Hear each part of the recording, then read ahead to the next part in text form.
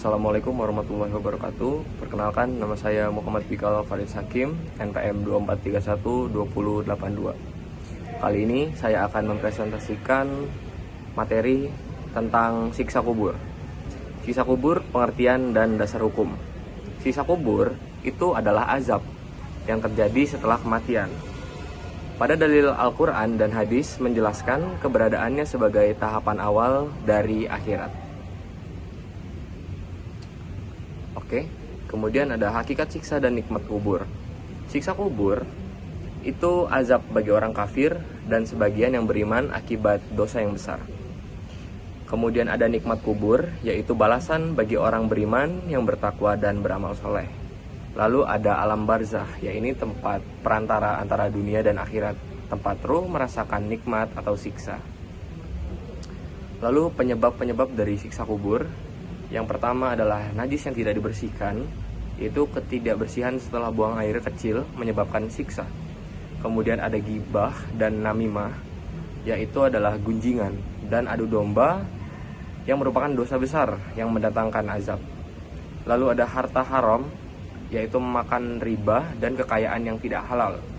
Lalu sholat tapi maksiat, yaitu meninggalkan sholat wajib dan perbuatan dosa lainnya. Lalu ada hak orang lain, yakni dosa yang melanggar hak sesama yang berdampakkan siksa kubur. Lalu kemudian contoh siksa kubur yang ada dalam hadis.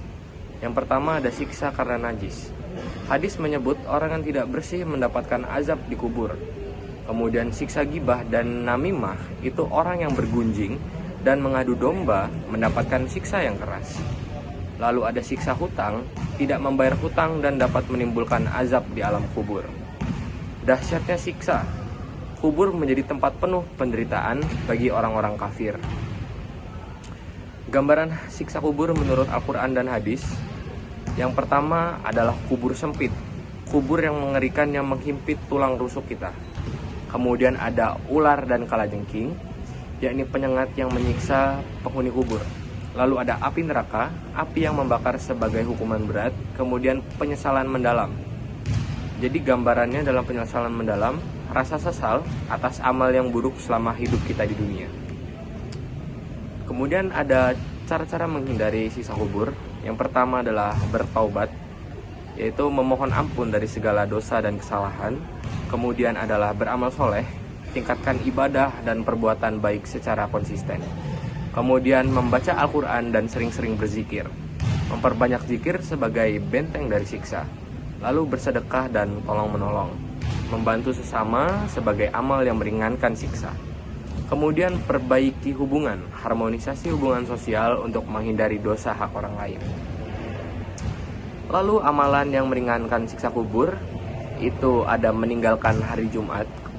Yaitu keutamaan meninggal pada hari Jumat, yaitu keutamaan meninggal saat Jumat bagi orang yang beriman. Kemudian ada mati syahid, lalu membaca surat Al-Muluk, menjaga diri dari dosa dan berdoa untuk orang lain. Kemudian hikmah mengingat kisah kubur pada presentasi kali ini, tingkatkan keimanan kita, motivasi beramal, kefanaan dunia, rasa takut dan harapan. Kemudian untuk kesimpulannya, siksa kubur itu menjadi peringatan penting untuk semua umat muslim. Terima kasih, saya Muhammad Bikal Farid Hakim.